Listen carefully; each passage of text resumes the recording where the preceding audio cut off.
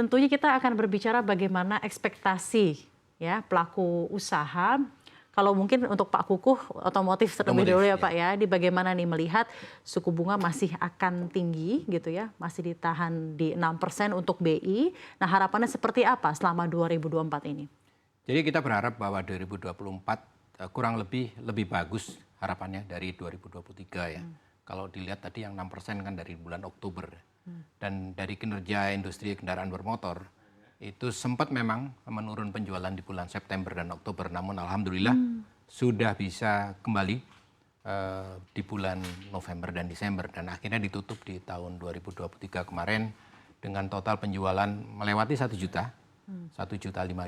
Walaupun ekspektasi kita semula adalah 1.050.000, tapi masih bisa lewat 1 juta. Dan yang menarik adalah kemudian kinerja dari industri kendaraan bermotor. Ekspornya itu kita tembus di 505.000 unit CPU. Jadi kita masih ada saling mengisi ya di saat domestiknya sedikit ada melemah di bulan cukup baik September. ya Pak ya? Cukup baik. Jadi kita harapkan di tahun 2024 ini kita bisa proyeksikan sekitar 1.100.000. 1.100.000. Tahun ya. 2023 kemarin di 1.050.000, realisasi 1 juta, 1.005.000. ya betul. Oke, menarik. Dan juga untuk ekspor sendiri 2024 ini ekspektasinya seperti apa Pak dari Gaikindo? Ekspor kita harapkan juga terus tumbuh.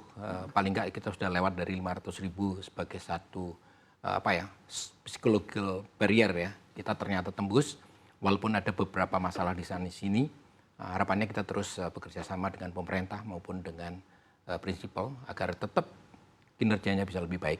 Apalagi sekarang kan ada electric vehicle yang juga bisa diekspor. Pak Kukuh, bagaimana waktu itu Anda merespon kenaikan suku bunga Bank Indonesia yang akhirnya menjadi 6%? Apakah ini juga langsung tertransaksi kepada kredit otomotif dan bagaimana juga sebenarnya berpengaruhnya terhadap permintaan dari penjualan otomotif sendiri?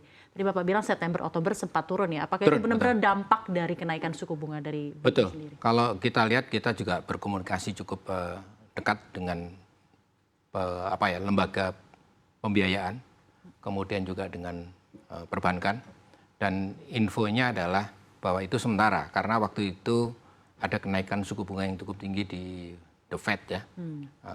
Itu juga berdampak karena kemudian dolarnya mengalir keluar dan itu ternyata penjualan juga menurun karena pengaruh dari pengetatan atau kenaikan itu juga berdampak pada pengetatan pemberian kredit untuk pembelian kendaraan bermotor. Kita tahu bahwa 80% pembelian kendaraan bermotor roda 4 atau lebih itu mengandalkan dari jasa perbankan. Jadi begitu itu ada kenaikan pasti atau ada pengetatan aja pasti akan ada penurunan. Namun yang menarik adalah waktu itu informasinya bahwa itu hanya sementara. Ternyata memang terbukti di bulan November dan Desember penjualan kita membaik, bahkan ekspor juga membaik. Ya. Itu dari otomotif. Dari otomotif, ya? betul. Oke, baik, terima kasih banyak Pak. Sudah pemaparannya begitu jelas tentang situasi yang ada, nanti kita akan lanjutkan kembali. Baik. Sekarang saya ke Pak Harun. Pak Harun, kalau dari sektor perumahan seperti apa Pak? Silakan. Sektor perumahan tahun 2023 itu cukup baik, terutama rumah tapak. Karena di akhir-akhir tahun itu kita juga terbantu dengan adanya PPN yang ditanggung pemerintah, sehingga PPN itu tentu mengurangi harga rumah ya. Jadi itu juga boost kita punya penjualan di akhir tahun 2023. Nah di 2024 ini tentu tantangannya agak berbeda. Perumahan adalah big ticket items. Ya sekarang sulit sekali untuk mencari rumah tapak yang harganya di bawah 400 juta. Saya kira sudah sulit sekali. Nah big ticket item seperti ini tentu faktor psikologi akan berperan besar sekali. Terutama tentu di tahun politik seperti tahun 2024 ini. Jika semuanya berjalan lancar dan tidak terjadi gonjang-ganjing yang terlalu berat, menurut saya pasar properti akan masih baik dan kira-kira tidak berbeda jauh dengan tahun 2023. Kunci daripada penjualan properti adalah tersedianya pembiayaan. Ya, kalau bunga naik 0,5%, 1%, saya kira itu masih bisa ditoleransi oleh pembeli. Tapi jika tidak tersedia pembiayaan, nah ini yang Oke. lebih menyulitkan kita sebagai developer, begitu. Baik, suatu poin yang luar biasa ya. Kuncinya adalah ketersediaan pembiayaan Pembiayaan, ya Ya. Pak ya dalam hal ini. Pak, ini walaupun tadi Bapak juga sudah jelas mengatakan kunci adalah ketersediaan pembiayaan, saya masih akan bertanya ke Pak Harun mengenai tingkat atau level suku bunga. Nah, diharapkan The Fed ini akan mengalami pemangkasan suku bunga di tahun ini, mungkin di sekitar semester 2. Bagaimana juga Anda merespon hal ini untuk bisnis Anda? Ya, jika suku bunga turun, tentunya itu bonus untuk kita.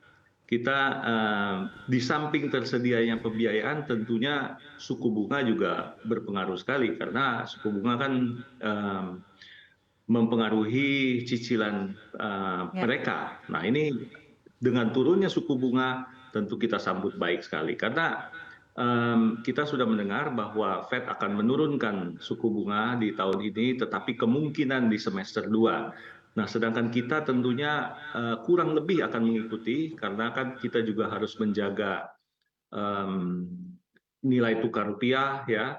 Di samping itu juga tentunya inflasi kita sudah sangat terkendali sehingga saya tidak melihat adanya kenaikan suku bunga di Indonesia dan tentunya akan mengikuti jika ada penurunan suku bunga di Amerika.